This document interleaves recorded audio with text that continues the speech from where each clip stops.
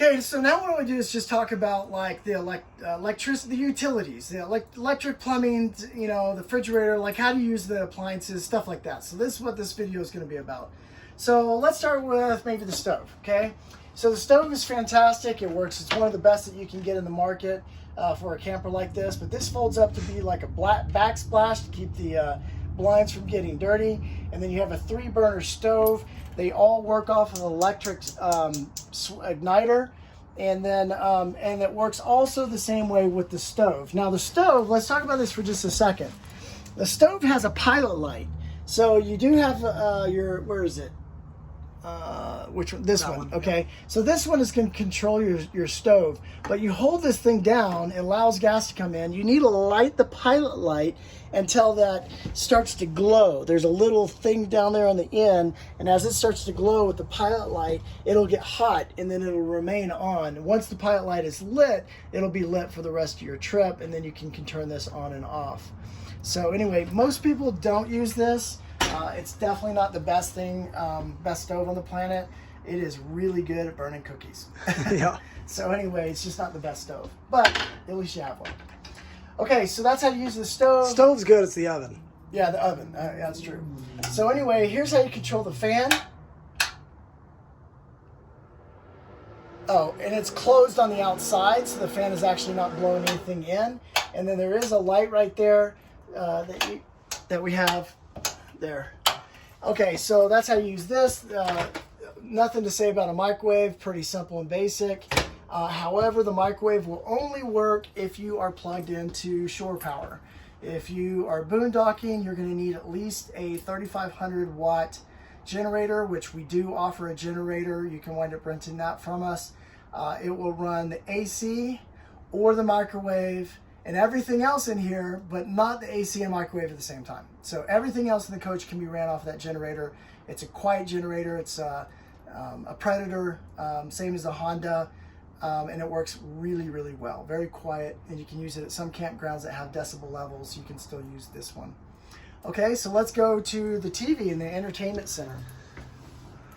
So the TV does allow you to be able to to pop out. There's a little tab in there that holds that. You just want to be careful that it doesn't hit this. And then it has a flexible arm that you can bring out while you're sitting around or point it to different directions or whatever.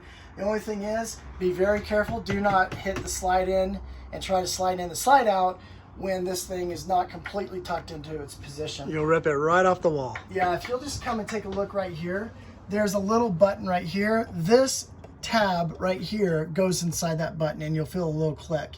If you're gonna run the TV, you're gonna wanna hit this power button right here. This power button, you can see the green light turns on. That gives an amplified satellite so that you can get actually HD quality as long as there is, you know, what do you call that? HD quality through the airways. Airways, yeah. With the antenna. Yeah, with the antenna. Which is right here. Right, and so the antenna, you want to be able, what does it say? It says rotate this way for travel. So you want to turn it all the way this way for travel, but you push it up and you can actually move that antenna. That antenna is on the roof going like this, and you can move it to get a better reception on the television. Again, not that many people use the television when they go camping, but if you got kids, it's a great way to be able to, you know, keep them occupied.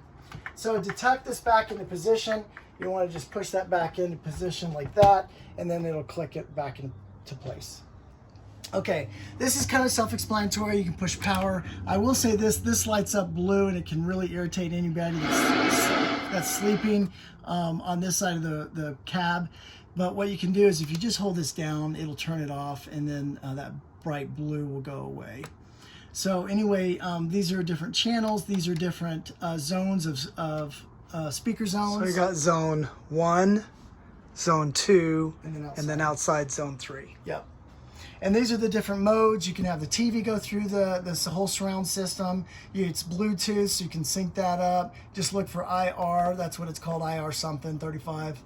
IR TV. You'll see something like that on your Bluetooth when you go to sync up.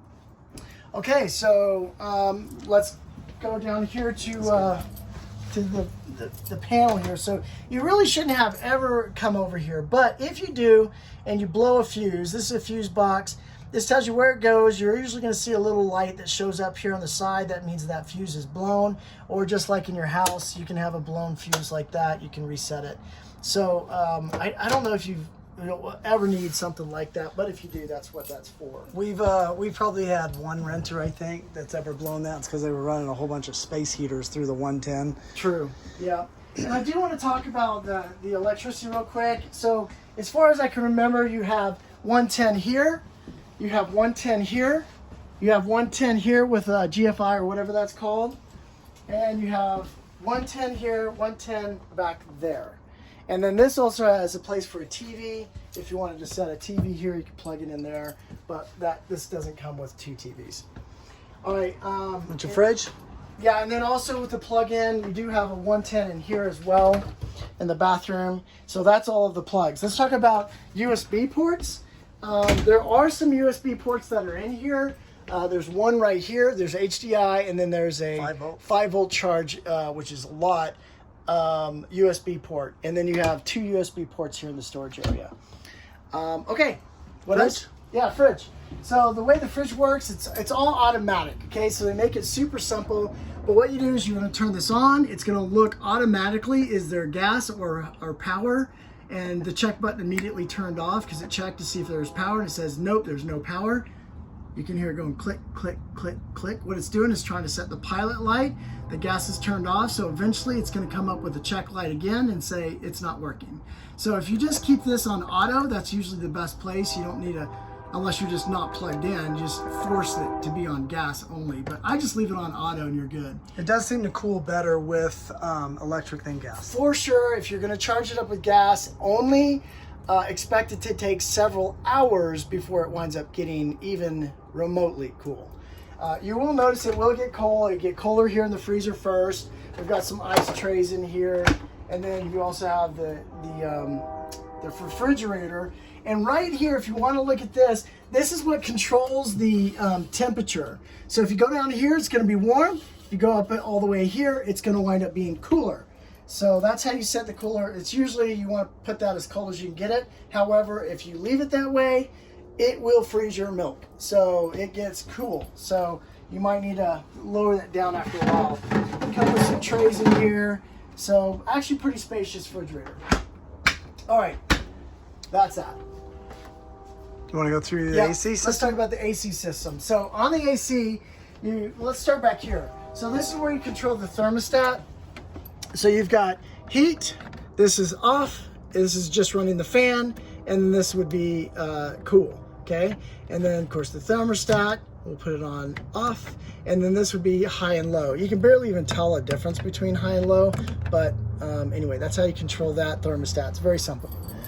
The AC will blow through vents. You can see that there's vents. You can point these vents. You want to be careful about breaking these things off because they become fragile.